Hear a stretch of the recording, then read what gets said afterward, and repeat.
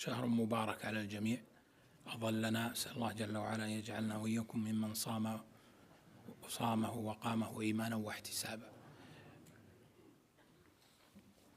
العلماء نصوا على أنه في الزمان الفاضل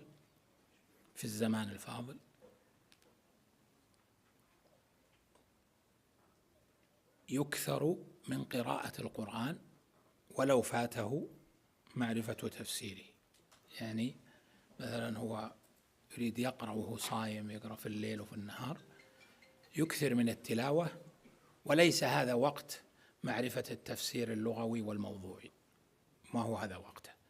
التفسير اللغوي والموضوع علم، والعلم في كل وقت، لكن اللي عنده إقبال على القراءة فيتجه للقراءة ليكسب الأجر، والأجر مضاعف بالتلاوة في حد ذاتها. من لا رغبة في العلم بعد ما يقرأ آية ويستشكل أو يريد يبحث عنده في المكتبة، لكن الأصل في الزمان الفاضل هو كثرة التلاوة. من تعبد الله بالعلم لينتفع وينفع الناس، هذه عبادة فاضلة هو فيها مأجور ومضاعف له. لكن عامة الناس اللي ما هم علماء ولا طلبة العلم أحسن يكثرون من القراءة. إذا أشكل شيء يكون عنده إما تفسير، فيه تطبيق وحي الآن فيه الكثير من التفاسير ممكن تنزلونه، وقد